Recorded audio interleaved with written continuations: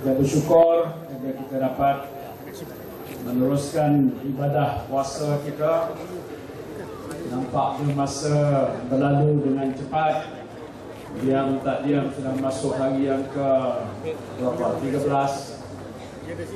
iaitu di dalam bulan yang begitu mulia di sisi Allah Subhanahu wa taala, bulan yang diwajibkan untuk kita mengerjakan ibadah puasa supaya kita dapat sama-sama menginsafi di atas cabaran hidup, bukan saja di kalangan kita tetapi juga di kalangan masyarakat mereka-mereka yang tidak berada. Bulan puasa juga adalah bulan yang mana kita semua dituntut untuk meningkatkan amal ibadah kita, melaksanakan usaha-usaha untuk membantu golongan-golongan yang memerlukan, bagaimana program yang telah pun disusun juga pada hari ini. Dan sebab itulah kita rasa bersyukur kerana di Malaysia ini suasananya adalah amat aman. Menyambut Ramadan ini macam juga suatu perayaan dalam suasana yang begitu harmoni. Kita dapat meneruskan amal ibadah kita dengan tidak diganggu oleh keadaan-keadaan yang boleh mengancam ketenteraman dan keselamatan negara kita. Kita hidup dalam keadaan yang cukup sejahtera, negara kita kekal aman, tidak ada pergolakan, tidak ada krisis, tidak ada pertembungan antara kaum. Segala-galanya ini adalah nikmat yang Allah Subhanahu wa taala kurniakan kepada kita. Sebuah negara yang dikatakan cukup mertuah, baldatun thayyibatun wa rabbul ghafur.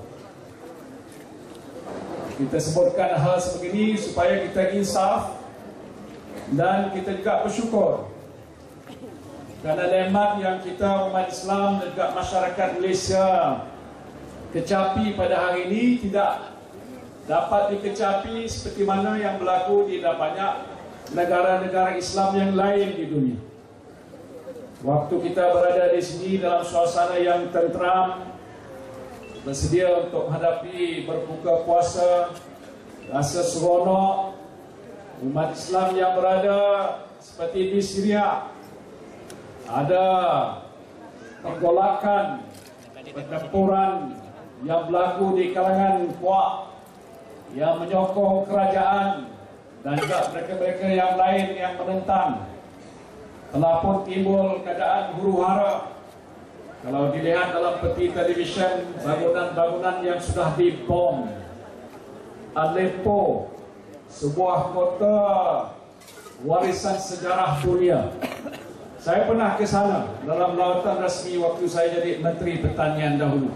Selepas pergi ke Damsyik ataupun Damaskus pada hari itu, saya pergi ke Aleppo. Cantik kota, masjidnya tersekam. Saya tak tahu Allahu a'lam sekarang bagaimana keadaannya.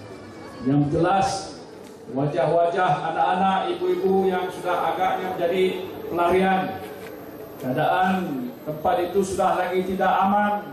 Berlaku pergaduhan, pertempuran yang akhirnya mengakibatkan mungkin ribuan kalaupun tak jutaan nyawa yang terkorban. Juga dalam situasi keadaan yang serupa di banyak negara-negara Islam yang lain, mereka juga berhadapan kalaupun tidak peperangan, ancaman kebuluran.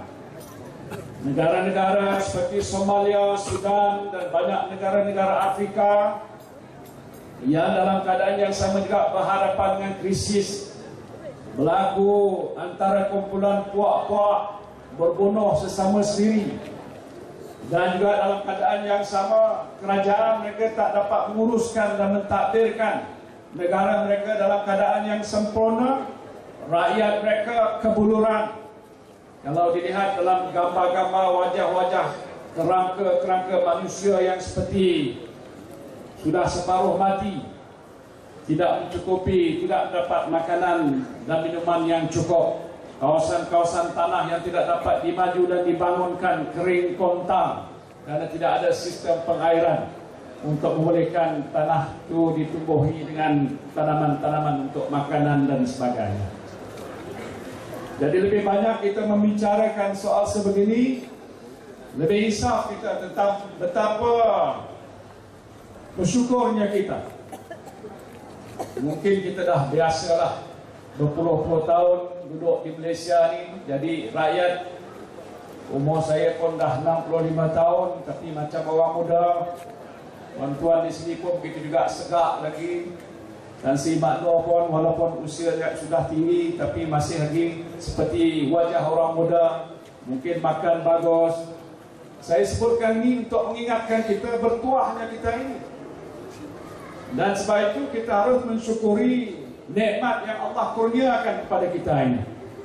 Disebutkan dalam Al-Quranul Karim, la in syakartum la azidannakum wa la in kafartum inna azabi lasyadid. Disebutkan oleh Allah dan firman beliau nyatakan bahawa kalau kita ini bersyukur atas segala nikmat yang dibagikan oleh Allah kepada kita, la in syakartum la azidannakum, dia akan tambah rezeki kita. Macam hari ini saya pergi melempah ruah, tengoklah lepas buka puasa banyak lagi meja-meja yang makanan tak terhabis dimakan.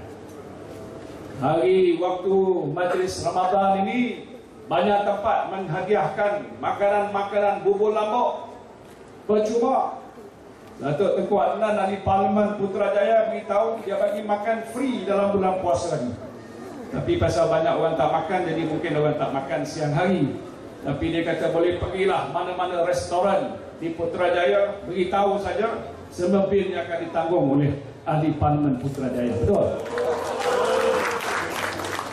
Jadi lepas ni Pak Mori kita boleh pergi ke sana lah, tuan-tuan.